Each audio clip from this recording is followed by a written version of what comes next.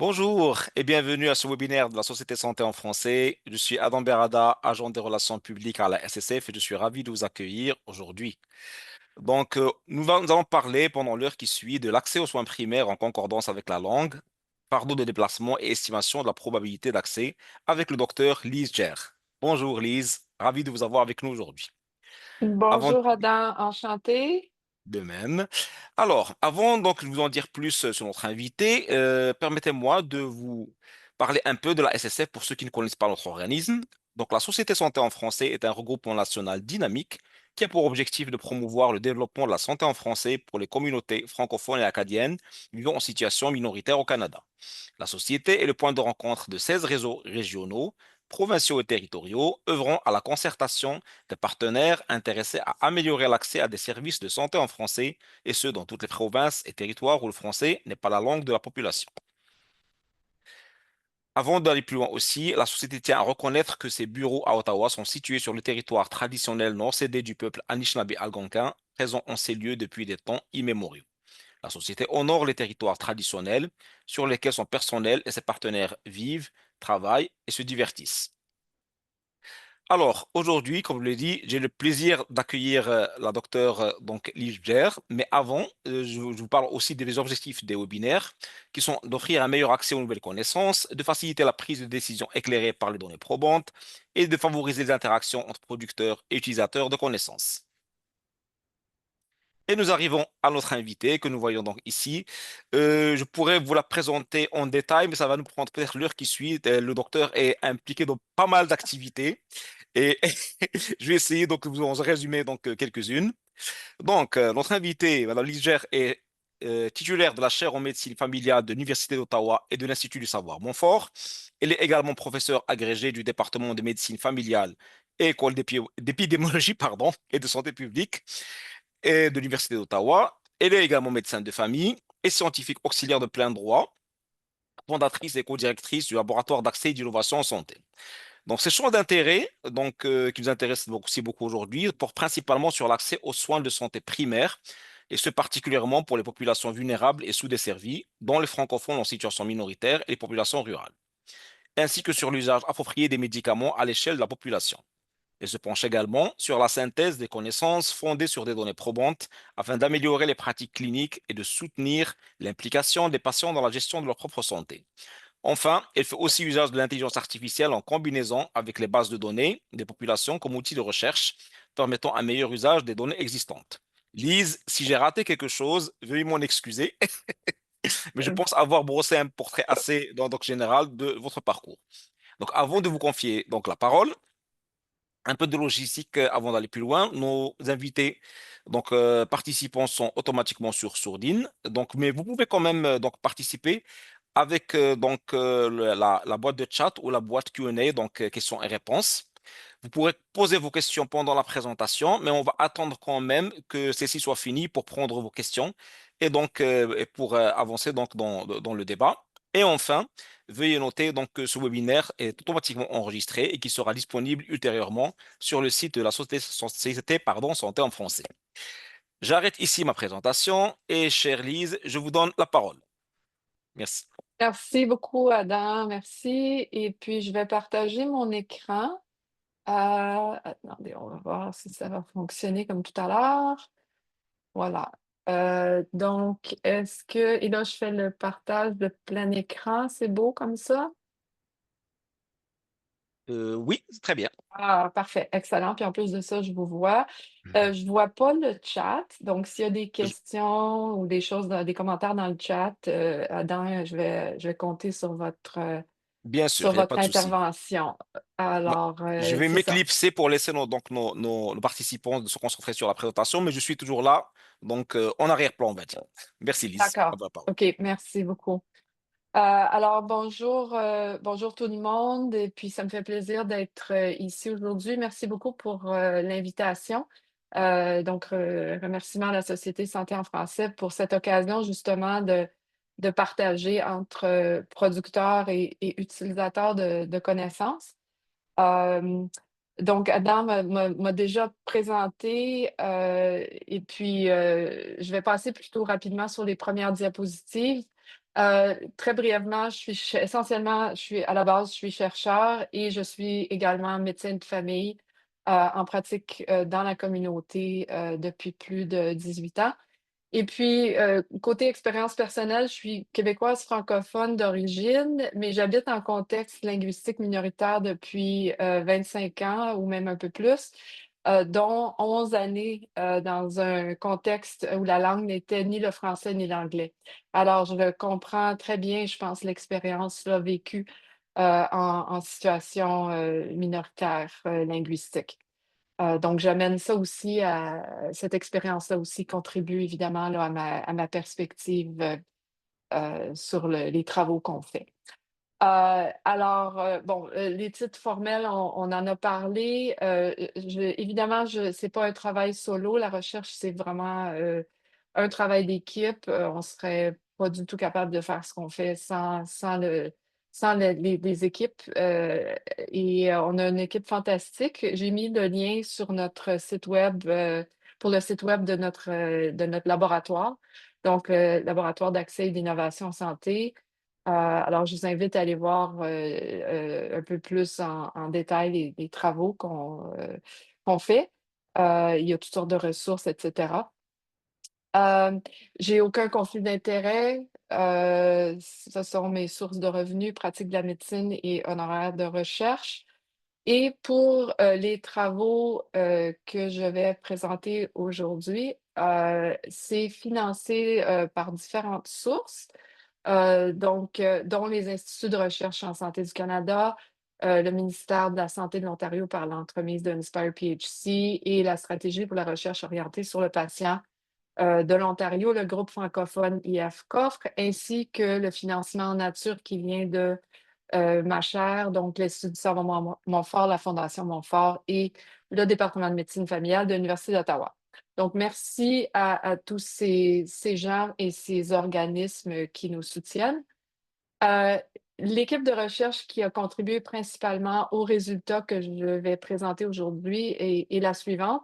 Et j'aimerais souligner en particulier la contribution d'Antoine Desilets, qui est directeur exécutif national de Société Santé en français.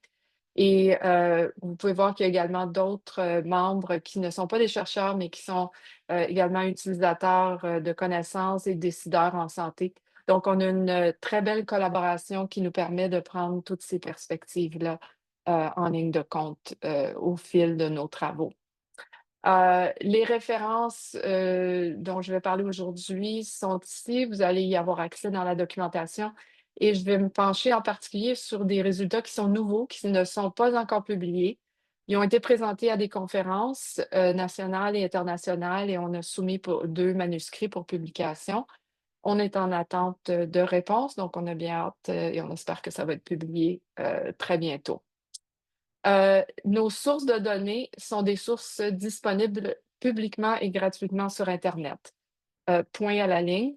Je peux en parler en plus grand détail, mais c'est là qu'on est allé chercher nos données et ça a l'avantage d'être gratuit et d'être une façon efficace d'utiliser les connaissances qui ont déjà été colligées.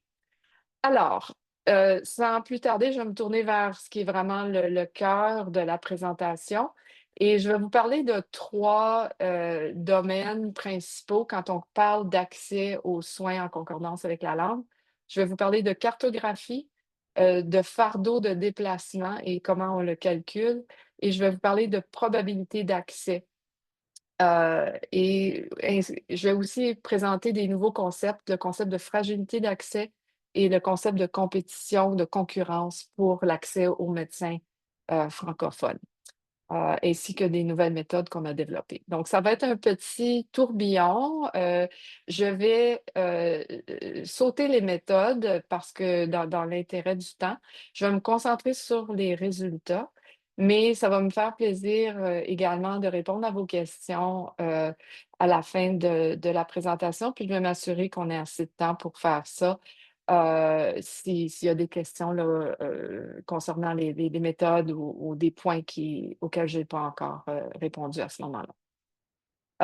Donc, si on se penche en premier sur la cartographie, je vais vous parler d'un outil qu'on a développé, qui s'appelle trouverunmédecin.ca ou en anglais, ça s'appelle docmapper.ca. Vous avez juste à faire le www en avant, point trouverunmédecin.ca et vous devriez être capable d'y arriver, sur vos furteurs internet.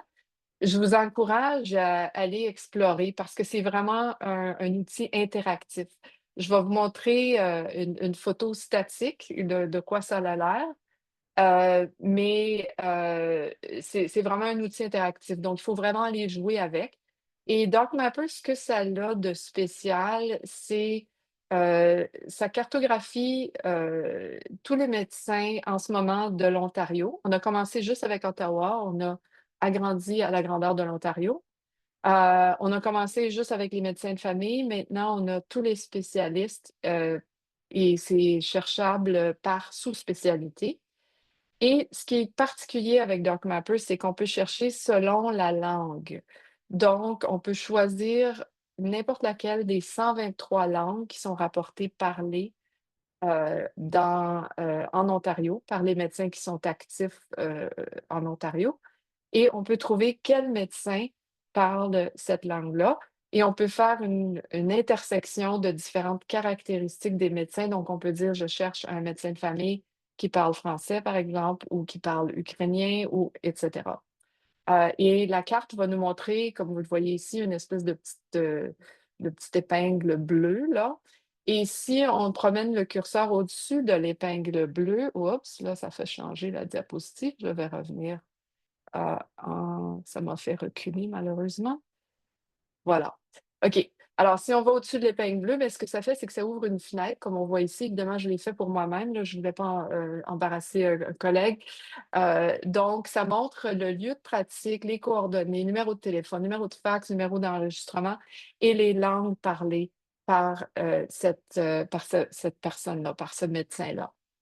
Alors ça, c'est un outil de cartographie qu'on a développé.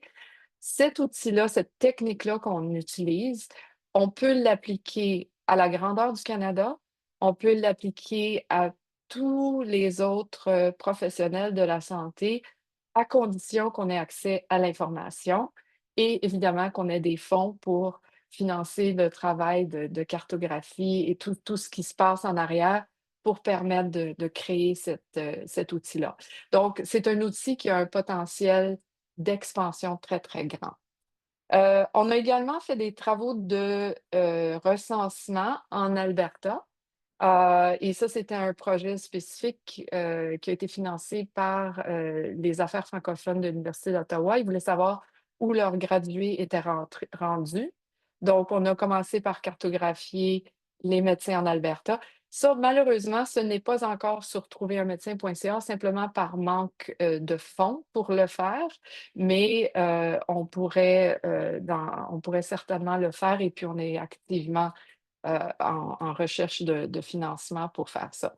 Et on a également cartographié, heu, tous les médecins qui rapportent parler le français en Alberta. Alors, si vous regardez la petite carte, vous voyez que c'est, beaucoup moins que, hem, beaucoup moins que les médecins au total. Il y a environ 7 des médecins albertains qui rapportent parler le français. Par contre, pour les gradués de l'Université d'Ottawa, qui est le seul, programme bilingue de médecine au pays, c'est à 36 qui rapportent, parler français, pour ceux qui pratiquent actuellement en Alberta. Donc ça, c'était mon petit survol très bref de la cartographie. On va se tourner maintenant vers, le fardeau de déplacement pour accéder à un médecin de famille qui parle français. Et je vais vous parler d'un nouveau concept qu'on est en train de développer, qui est le concept de fragilité d'accès.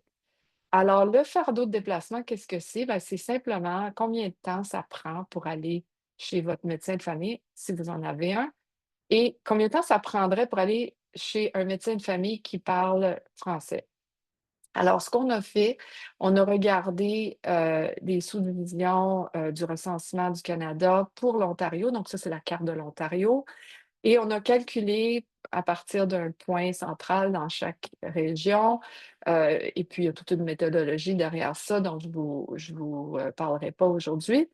Et on a calculé le temps de voyagement moyen pour aller vers les 5 médecins les plus proches.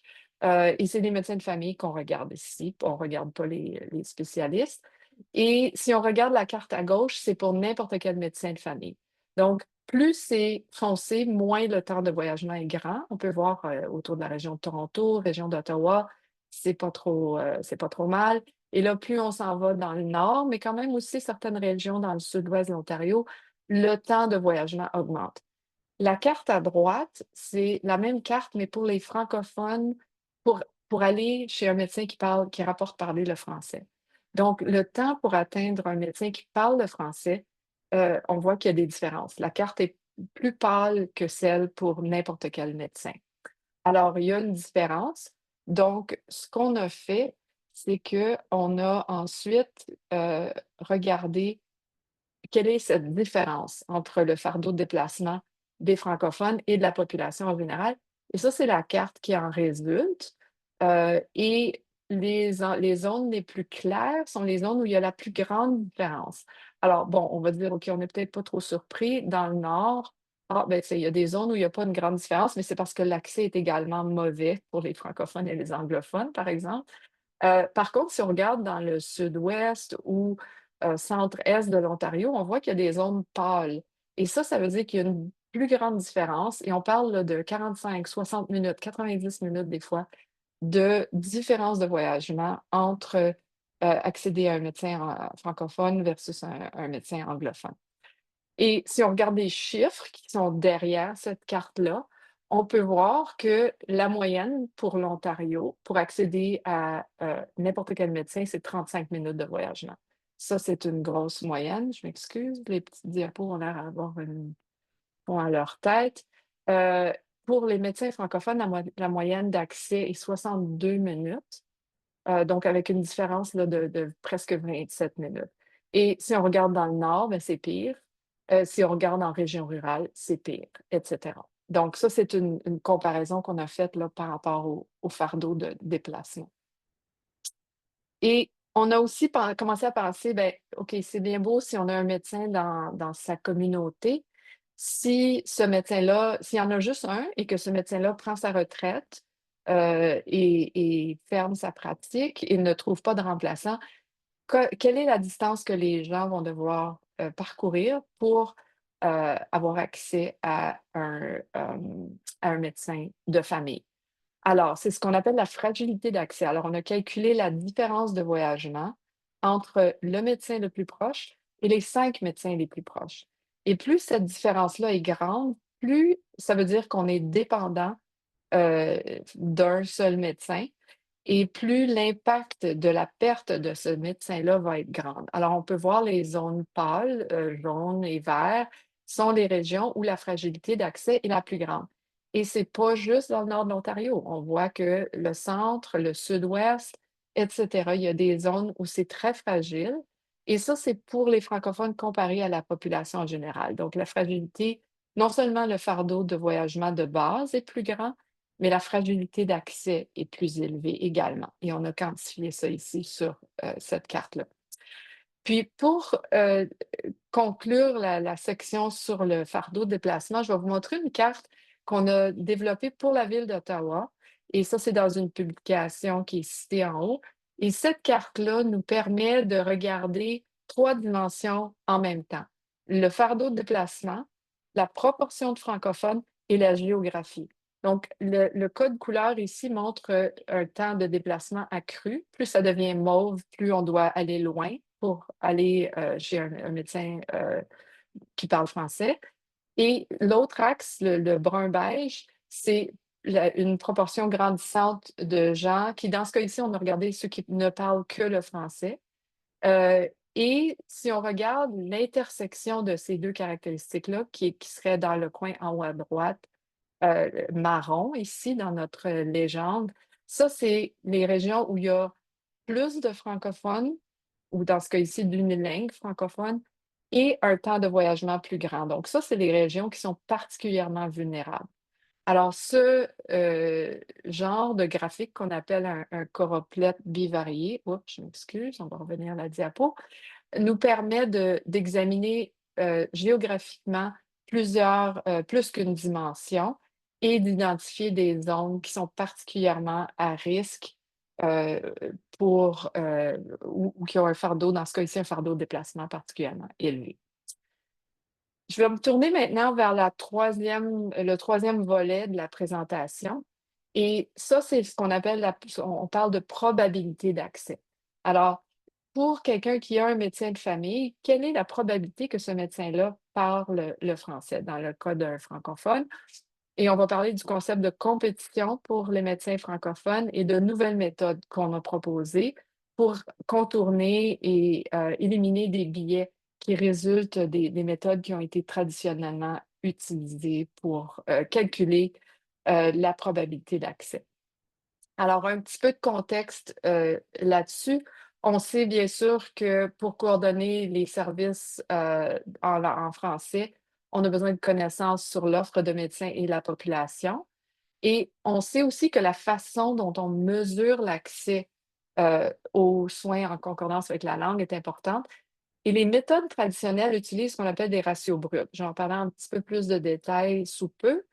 Et un ratio élevé suggère que l'accès est meilleur.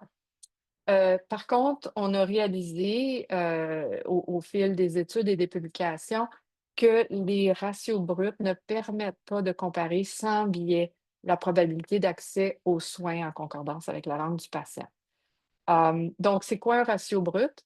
Le ratio brut, c'est oh tiens, mes petites boîtes sont disparues. Bon, alors un ratio brut, en vert, c'est les francophones. Il est supposé avoir des petites boîtes ici autour des 2 groupes, là. Ils sont, pour une raison ou une autre, ne sont pas apparus. Heu, alors, si on calcule un ratio brut, on va dire: «Ah, on a 2 patients francophones et on a un médecin francophone». Donc on a 0,5 médecins par patient. Ici, on va dire: «Ah, on va faire le ratio pour les non francophones», donc on va dire: «On a 4 médecins anglophones et on a, 23 patients», donc ça fait un ratio X qui est plus bas que celui des francophones, donc les francophones ont un meilleur accès. Ah bon, OK, excusez, il y a l'air d'avoir une animation qui s'est glissée là-dedans. Oups. Bon, c'est pas ce que je voulais, mais c'est pas grave. On comprend le principe. Donc, juste pour récapituler, on se retrouve avec ces 2 ratios-là, médecins francophones à population francophone et on compare ça avec médecins non francophones à la population non francophone. Ça, c'est la méthode habituelle qui a été faite utilisée dans plusieurs études. Si on regarde qu'est-ce que ça donne et nous, on a appliqué, cette méthode-là, non, pas seulement celle-là, mais on a commencé par appliquer cette méthode-là à l'Ontario et on voit que si on regarde les ratios bruts qui sont dans la troisième colonne double, on regarde les médecins non francophones par 1000 anglophones allophones, donc par 1000 habitants non francophones, on a un ratio de 0,96 par 1000 habitants. Si on regarde les médecins francophones par 1000 francophones, oh, tout d'un coup, on a un ratio de 3,46 par 1000 habitants. Alors, on se dit, ben voyons donc, les francophones ont un meilleur accès, c'est quoi le problème? Mais on sait pertinemment que c'est pas le cas sur le terrain. Et on sait aussi que tous les médecins inscrits en Ontario, et on l'a vérifié, rapportent et doivent parler l'anglais. Donc, c'est logiquement impossible que les francophones aient un meilleur accès à, des soins en concordance avec la langue que des anglophones, par définition. C'est simplement là une question de logique. Alors, on a développé une méthode, je vous épargne les détails, mais qui tient compte, de la probabilité d'accès et qui corrige pour cette concurrence. Parce que le problème, c'est que, avec notre graphique antérieur, le problème, c'est que le médecin francophone ne voit pas que des patients francophones. Le médecin francophone est disponible pour tout l'ensemble de la population, tout comme les médecins anglophones sont disponibles pour tout l'ensemble de la population. Donc, clairement, il y a une concurrence ou une compétition que les patients francophones doivent faire ou font face pour accéder à des médecins qui parlent français. Donc, si on corrige pour ça en utilisant notre méthode, on se retrouve avec des ratios beaucoup plus proches de la réalité vécue et qui sont logiquement, tenables, Donc, médecin non francophone à 1000 habitants, population totale de 1,05. Médecin de famille non francophone, c'est ça que ça veut dire, MFNF, là. Médecin de famille non francophone, 1,05 par 1000 habitants. Médecin de famille francophone par 1000 habitants, 0,12. Alors, on voit que le ratio n'est pas du tout favorable pour les francophones. Et on a fait ça pour toutes les sous-régions de l'Ontario. Il y a des variations, bien entendu. Mais ça donne une idée générale là, de ce que cette méthode-là fait pour corriger le biais qui est inhérent quand on utilise des ratios bruts.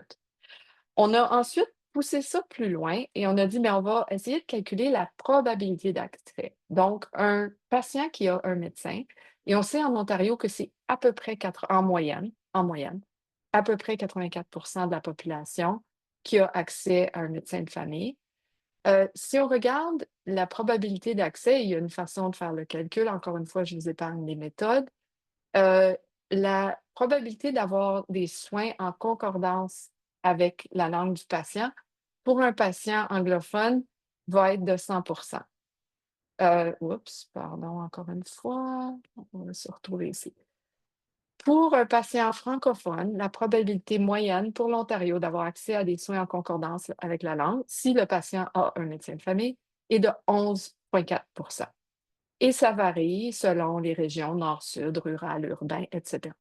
Si on prend le ratio de 100 à 11,4, on se retrouve avec un ratio de probabilité de 8,8. Donc, ça veut dire que la population anglophone est 8,8 fois plus apte à recevoir des soins en concordance avec la langue que la population francophone.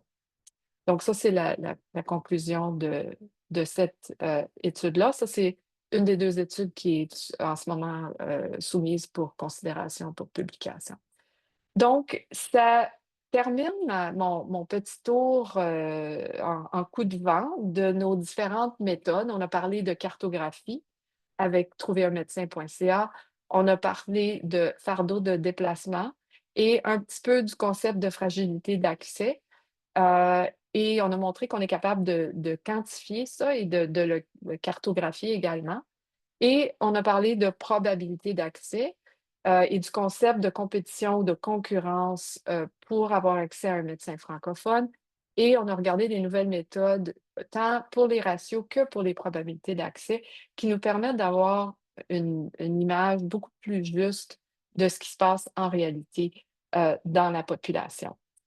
Alors, avant d'ouvrir le micro pour des questions, je voulais vous mettre la puce à l'oreille qu'il y a, probablement, possiblement des possibilités de collaboration, heu, qui sont liées à ces 3 domaines-là. Donc domaine cartographie, trouverunmédecin.ca, c'est quelque chose qu'on peut élargir à d'autres régions, provinces, territoires, et cetera et à d'autres, groupes de professionnels de la santé. Tout ce que ça nous prend, c'est les données, et des sous pour financer notre travail. Deuxièmement, pour ce qui est du fardeau de déplacement, on peut également faire le calcul, pour des régions spécifiques, et cetera et aussi même pour des professionnels de la santé spécifiques. Et finalement, pour les probabilités d'accès, ben ça s'applique également, et c'est applicable à d'autres régions, d'autres provinces, d'autres territoires, mais également aussi d'autres groupes linguistiques. Donc, pour faire tout ça, on a besoin des sous. Ça fait partie du métier de chercheur que d'être constamment à la recherche de financement. On est également très intéressé par les collaborations et par l'accès à des données qui sont peut-être pas disponibles publiquement et qui pourraient permettre d'élargir l'étendue de ces travaux-là. Alors, je vais ouvrir le micro, si on veut, pour des questions et commentaires. Je vous laisse avec nos liens de laboratoire ainsi que les liens de l'outil trouverunmédecin.ca. Et ça, c'est les références pour l'instant. Euh, Oups, ça a dû être édité, ça, c'était resoumis à un autre journal. Enfin, c'est nos 2 manuscrits qui sont sous considération en ce moment pour publication, puis j'espère, le seront très bientôt. Alors je vais arrêter peut-être de je vais laisser l'écran pour un petit moment et puis, Adam, je ne sais pas comment vous voulez procéder, s'il y a des questions dans le chat ou des commentaires ou des tomates, Je pense que pour les tomates, il n'y a pas de raison, hein, parce que la présentation était très intéressante. Merci beaucoup encore donc pour tout le temps donc pour déployer pour la préparer et la présenter. Bon, on a déjà une petite question là. Existe-t-il un indicateur standard provincial commun et accepté, mesuré en minutes si possible, permettant aux Ontariens d'accéder aux soins primaires et qui soit soutenu par la politique du gouvernement provincial et validé par des recherches évaluées par des pairs? La réponse, courte, c'est non, à ma connaissance du moins. On aimerait que, notre approche, du fardeau de déplacement certainement puisse être un 1er standard parce que c'est quelque chose que tout le monde comprend, ça, des minutes de voiture et cetera. Pour Ottawa, on avait fait, minutes à pied et minutes en voiture là, pour le centre. On avait fait les déplacements aussi à pied. Mais disons, si on va commencer par ce qui est plus simple, ce que je vous ai montré là, en fait, de temps, de fardeau de déplacement, heu et je sais qu'on parle, par exemple, l'équipe d'action des soins primaires de docteur Jane Philpott, parle de soins qui sont accessibles dans la communauté. On parle beaucoup du quartier à 15 minutes de marche et cetera. Donc je pense que ça, c'est une discussion de société et une discussion politique. Mais ce que je peux vous dire, c'est que ça, c'est la situation en ce moment, en Ontario pour les temps de déplacement. Ils sont élevés, si on regarde le nord et rural, même pour tous les médecins, n'importe quel médecin, oups, qu'est-ce qui se passe? Aussitôt que je vais vite, ma souris, la diapositive change. Donc pour tous les médecins, les temps sont quand même élevés. Bon, urbain, ça va, 10 minutes.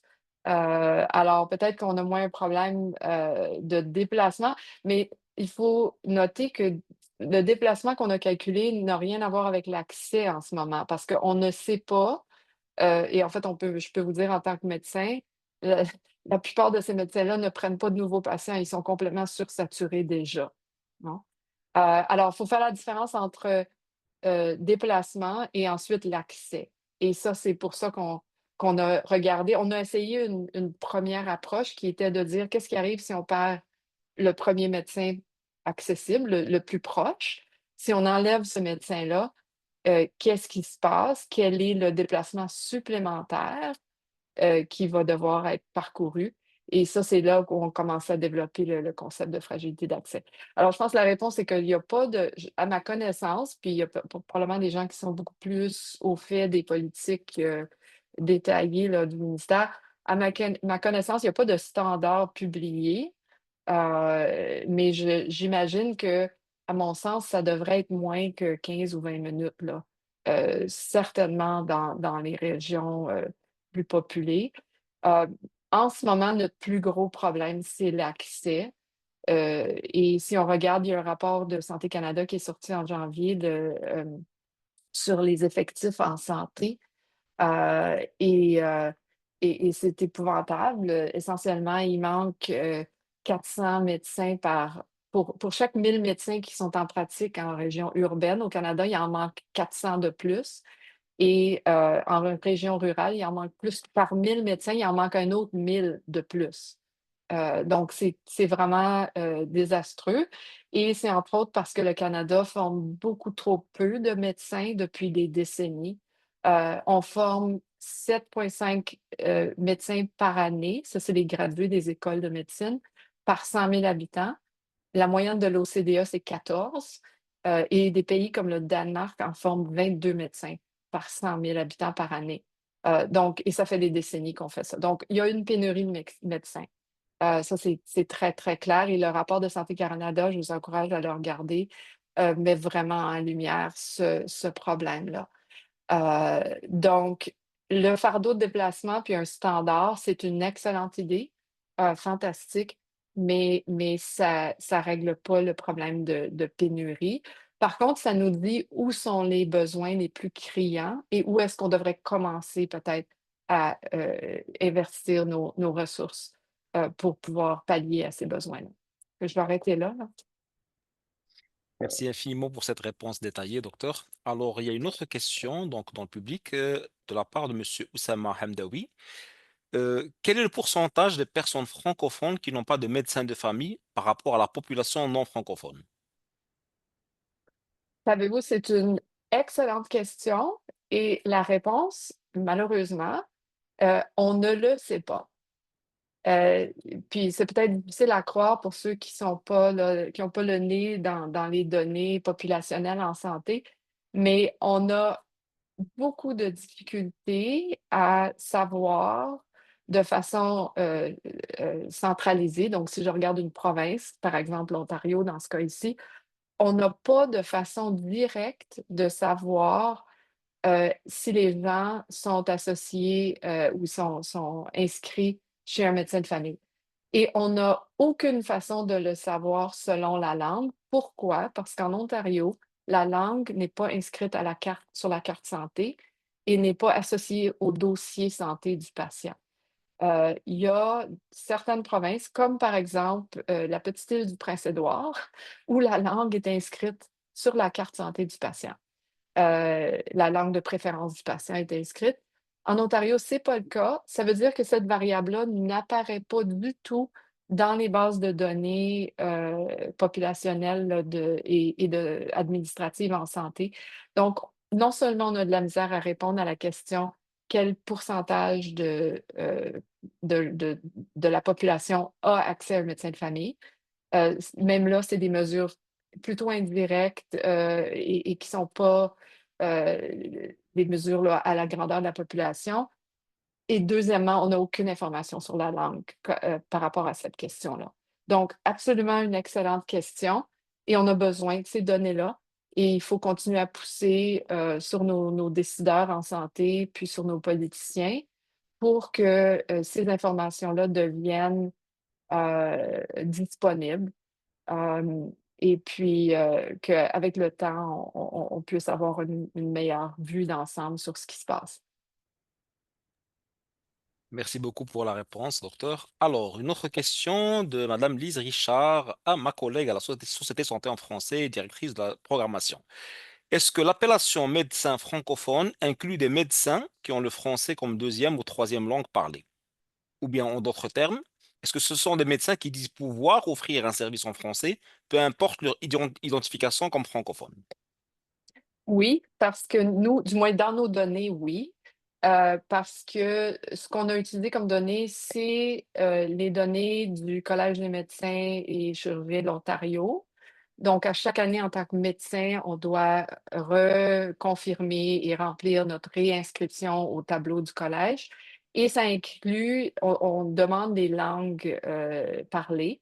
Donc les gens, les gens rapportent ça eux-mêmes. C'est pas une garantie de compétence, c'est pas une garantie de niveau linguistique, mais c'est simplement le ou la médecin qui rapporte parler cette langue-là. Donc, c'est pas nécessairement que ça peut être une troisième, une quatrième, une cinquième langue. C'est pas nécessairement un médecin qui s'identifie comme francophone, c'est un médecin qui rapporte qu'il parle le français. On espère qu'ils rapportent ça parce qu'ils sont suffisamment confiants que confrontés à un patient qui ne parle que cette langue-là, qu'ils vont être capables de, communiquer avec le patient. Mais on n'a aucune façon de le vérifier. Alors c'est une excellente, question, mais encore une fois, on fait avec les données qu'on a, et dans ce cas ici, c'est à ça qu'on a accès. Merci, docteur. Alors, une autre question de Monsieur Alan Katz qui demande, compte tenu de vos constats, quelles solutions pouvez-vous proposer pour résoudre les défis d'accès aux soins primaires en français à travers l'Ontario? Alors, en fait de solution, je pense qu'il faut qu'il y ait il y a plusieurs solutions possibles, c'est des problèmes complexes et c'est jamais une solution qui va tout régler. Alors ça, on s'entend là-dessus. En fait, de solutions, je pense qu'il serait, faisable, rapidement, ça serait, de mettre la langue de préférence du patient sur la carte santé et que ça soit associé avec les informations, du patient, peu importe où le patient se déplace dans le réseau de santé. Donc, il y a une association là avec le numéro de carte d'assurance maladie. Et deuxièmement, je pense que ça prendrait une politique pour encourager et en fait mandater, heu, que, les patients soient de préférence donc un patient qui rapporte que leur langue de préférence, c'est le français, mais qui soit de préférence apparié avec un médecin qui parle français. Je vais vous donner un exemple, absolument, qui illustre la problématique actuelle et qui est absolument désolant. Mais c'est la réalité. Donc, dans la pratique où je travaille, il y a un médecin qui a pris sa retraite. Donc, on a divisé ses patients et chacun d'entre nous en a pris, plus. Alors moi, j'ai pris une cinquantaine des patients de ce médecin-là et il y avait aucune façon de savoir quel lesquels de ces patients-là préféreraient avoir leurs soins de santé en français? Parce qu'on est 2 francophones sur une quinzaine de médecins. Alors, il aurait été logique d'essayer de dire, ben, de préférence, on va prendre les patients qui préfèrent parler français et les associer avec docteur Bierry ou docteur Bertrand, et cetera, qui, eux, parlent français. Impossible à faire. La collègue qui prend sa retraite a plus que 1000 patients. Alors on ne peut pas se mettre à appeler tout le monde un par un. Donc, impossible à faire. Il y a aucune, donnée qui nous permet de chercher de façon systématique. Si c'était sur la carte de santé, ben là, on aurait pu, faire ça par l'entremise là, de notre logiciel là, de notre dossier électronique, médical. Donc ça, c'est une solution. Et ce serait une solution qui aurait des impacts au niveau clinique, dans l'exemple que je vous ai donné, mais ça aurait aussi également des impacts au niveau de la recherche, parce qu'on est incapable de faire, sauf avec quelques populations très spécifiques comme les soins de longue durée, les soins à domicile, pour lesquels en Ontario, on a l'information sur la langue. Le reste de la population n'a aucune information sur la langue. Alors, toutes nos belles études de base de données avec des millions de personnes, on ne peut pas les faire en regardant la langue de préférence du patient. Donc je pense que ça serait peut-être le changement qui aurait le plus grand impact et qui peut être fait quand même rapidement à court terme. Et je pense que si l'île du Prince-Édouard est capable de le faire, sûrement les plus grandes provinces devraient être capables de le faire aussi. Encore merci, docteur. Donc, juste à titre de commentaire, Lise Richard nous a dit que à titre d'information, la Nouvelle-Écosse et les territoires du Nord-Ouest captent aussi la langue à partir de la carte santé. Donc, c'est toujours bon à Merci. savoir. Oui, je savais qu'il y en avait d'autres, là, j'étais plus certaine lesquels également. Alors, Nouvelle-Écosse et Territoire du Nord-Ouest. Fantastique. Merci, Lise. Et bonjour, Lise, et hi, Alan aussi. Merci. C'était le fun de voir, même si je ne vous vois pas, là, de revoir des collègues qu'on connaît. Euh, et on est en train de préparer une demande de financement pour les IRSC, où c'est d'ailleurs une des choses qu'on propose, c'est de complètement compléter le recensement là, de qu'est-ce qui est disponible dans quelle province, dans quel territoire, pour quelle profession, et cetera, y compris la langue, ou les langues parlées ou rapportées parlées par les professionnels de la santé. Alors, moi, j'aurais une question pour vous aussi. Donc, j'ai pris le temps de m'attarder un peu dans le site, donc trouver un médecin.ca. J'ai constaté que bah, la recherche se fait aussi en intégrant le paramètre intersectionnalité, puisqu'on demande aussi par langue, mais aussi par recherche féminin, masculin, non binaire, et c'est toujours donc une bonne chose à voir. Mais Mhm. moi, ma curiosité me pousse à vous demander, c'est un travail énorme quand même, quand on voit tout ce qui est derrière. Donc, les ressources que l'on peut, qui ont été mobilisées, je veux dire, pour faire un site de cette envergure.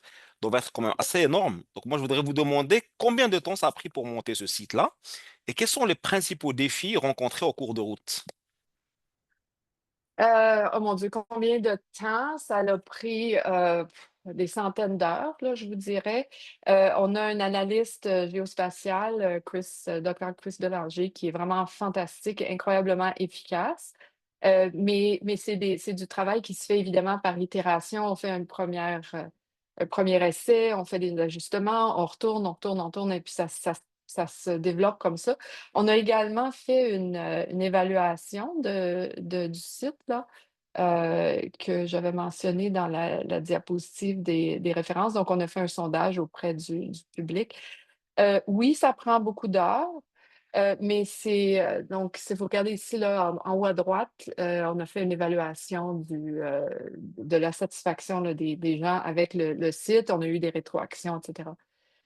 Donc ça prend beaucoup d'heures et c'est pour ça que ça prend de l'argent, pour faire ce travail-là. On doit tous, nourrir nos familles et puis, payer nos hypothèques et cetera. Donc faut que les collègues de l'équipe soient évidemment rémunérés là, pour leur travail. Mais c'est pas si on regarde comparé à faire ça manuellement, c'est incroyablement plus efficace de le faire, avec des bases de données, de le faire en allant chercher l'information qui existe déjà publiquement sur internet. Donc c'est ça qu'on a fait. Parce que c'est plus efficace, c'est beaucoup moins coûteux. Alors oui, c'est beaucoup de travail, mais c'est un travail extrêmement, efficace, je dirais, comparé à si on se met à appeler chaque tu sais, si on a un assistant de recherche qui doit appeler chaque clinique pour poser des questions. Heu, Par contre, les bémols de notre approche, c'est qu'on n'a aucune espèce d'idée combien d'heures par semaine chaque médecin travaille, par exemple. On a créé un algorithme pour essayer d'identifier vraiment les médecins qui sont en pratique communautaire. On a éliminé ceux qui font, par exemple, que de la médecine sportive ou que de la psychothérapie ou et cetera. Donc, on a vraiment essayé de se concentrer sur les médecins de famille. Par contre, on n'a aucune idée combien d'heures par semaine ils travaillent. Alors moi, je suis un bon exemple. Je suis inscrite au tableau, j'apparais comme médecin, je compte pour un, mais parce que j'ai un portfolio de recherche, j'ai pas une pratique équivalente à mes collègues qui font, strictement de la pratique, à temps plein. Donc moi, j'ai une petite pratique, eux ont des grosses pratiques. Alors c'est clair que au niveau ressources humaines, l'information disponible publiquement est pas, suffisamment détaillée, suffisamment complète et c'est pour ça on établit là on travaille avec des partenaires et on est en train d'établir des collaborations avec différents organismes pour être capable autant que possible d'utiliser et d'avoir des synergies avec les données qui ont déjà été, hem, disons colligées et c'est pour ça, par exemple, qu'on peut aussi faire la cartographie, à la je vais dire «à la carte» entre guillemets là, sans vouloir, sans blague. Si quelqu'un dit: «Ben nous, pour notre région, on a telles informations, on aimerait mettre ça sur une carte», ben c'est quelque chose qu'on peut faire. Donc ça nous prend les données et on a l'expertise. Alors avec les données et l'expertise, on peut mettre les 2 ensemble et produire, un outil ou des outils qui sont utiles, pour les utilisateurs de connaissances, pour les patients, pour les décideurs en santé. Merci, docteur. Alors, j'aurais peut-être une dernière question pour vous. Euh, alors, on voit qu'il y a plusieurs utilisations possibles donc, de cette recherche pour différents types donc, de profils professionnels. Mais quelles étaient les intentions de départ, je veux dire, donc, qui ont amené donc, le fait de débuter cette recherche-là et de partir sur sur ce chemin? Alors le le tout début de cette aventure-là, ça a été un tout petit financement par, le groupe, de recherche là, de SPORE, donc le groupe de recherche axé sur le patient de l'Ontario, dont il y a un sous-groupe francophone et ils avaient un petit peu d'argent et on se posait la question justement, c'est quoi les différences dans le fardeau de déplacement, et cetera, et cetera. Donc, on a fait l'étude d'Ottawa ici, qui était notre première étude. Et donc, on faisait la cartographie pour identifier les zones où le déplacement était plus grand, où les besoins étaient plus grands. Donc, c'est un financement avec un mandat de regarder l'accès pour les francophones. Et pendant qu'on faisait ce projet-là, ben, il m'est venu à l'idée, j'ai dit, regarde, on a la liste de tous les médecins, pourquoi est-ce qu'on ne met pas ça sur une carte? Et pourquoi est-ce qu'on ne met pas ça sur un site web qui est ensuite accessible au public? Puis j'ai dit à Chris, es-tu capable de le faire? Puis il a dit oui. Alors on l'a fait. Donc c'est ça. Alors ça, c'était le début. Et ensuite, on a obtenu du financement de Inspire PHC. On a eu un petit peu de financement des IRSC, etc., etc. Donc, ça fait un petit peu graduellement, ça grandit. Maintenant, c'est devenu vraiment un volet important de notre programme de recherche. Et puis, encore une fois, tout ça ne serait pas possible là, sans la belle équipe derrière tout ça, parce que ça a été vraiment un travail d'équipe et puis on s'est mis les têtes ensemble pour concevoir et puis développer tout ça. Encore merci. Alors, nous avons peut-être un dernier commentaire de Monsieur Alan Katz et qui dit, saviez-vous que le système provincial Accès Soins, de Healthcare Connect, qui recueille des renseignements sur les personnes sans médecin de première ligne ou infirmières praticiennes, ne peut être recherché par identité linguistique? Peut ou ne peut pas, pardon, Ne j'ai pas peut pas. compris. Ne peut pas, Ne peut pardon. pas. Voilà. Je le savais pas, mais c'est décevant. Ça devrait être possible. Puis en fait, c'est drôle que, Alan, que vous mentionniez Healthcare Connect, parce qu'on a essayé au début du projet Ottawa, euh, parce qu'on voulait savoir quel médecin accepte des patients, non? On a contacté Healthcare Connect.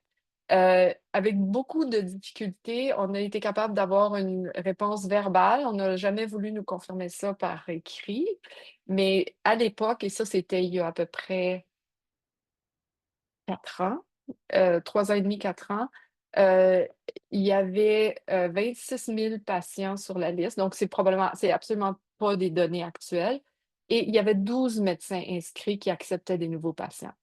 Alors, c'était très clair que disons la discrépance entre les 2 était énorme, mais non, j'étais pas au courant. Merci Arlène de me signaler ça, et tout à fait, encore une fois, heu, et que ça démontre que le côté linguistique, la concordance linguistique et les gens sont souvent même pas au courant que c'est important et je peux donner toute une autre présentation sur les données probantes qui font qu'on dit que c'est important. Il y a des recherches très solides qui ont été faites principalement en soins de longue durée et en soins à domicile.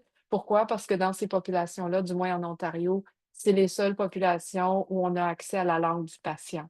On a encore problème avec la langue des médecins dans les bases de données. Ça, c'est tout un autre sujet. Alors, l'accès aux données est extrêmement important, mais il est aussi très difficile. Alors, en ce moment, on fait ce qu'on peut avec ce qu'on a, mais il y a absolument lieu d'améliorer et de libéraliser ça pour qu'on puisse vraiment tirer des conclusions pertinentes. Merci beaucoup pour ce commentaire. Alors, pour répondre à la question de l'Alan, donc oui, la présentation sera disponible avec l'enregistrement du webinaire sur le site de la Société Santé en français d'ici une quinzaine de jours maximum. Et un commentaire de Madame Jeannie Proux, donc du réseau de santé en français de l'Est de l'Ontario. Encore une fois, la captation linguistique sur la carte santé serait fort utile. Ouais, c'est vrai, effectivement. Absolument, absolument. Et puis, comme je disais tout à l'heure, ça réglerait 2 problèmes en même temps. Ça ferait d'une pierre 2 coups. Ça aiderait au niveau clinique pour apparier les patients et ça aiderait, grandement au niveau évaluation et recherche. Alors, faut continuer à pousser dans ce sens-là. On croise les doigts. Écrivez à Alors, vos députés. nous sommes en période Je suis électorale, ce serait sérieuse. peut-être l'occasion. Ouais, c'est période électorale, il faut répéter nos messages, hein? Tout à fait. Donc, nous arrivons à la fin de ce webinaire. Encore une fois, donc, je remercie donc, le docteur Lise Gerd pour sa présentation et sa présence parmi nous. Donc, n'hésitez pas donc, à consulter le site de la SSF pour l'enregistrement qui sera disponible donc, dans très peu de temps. Et à très bientôt pour un nouveau webinaire de la Société de santé en français. Merci tout le monde et au revoir. Merci, au revoir.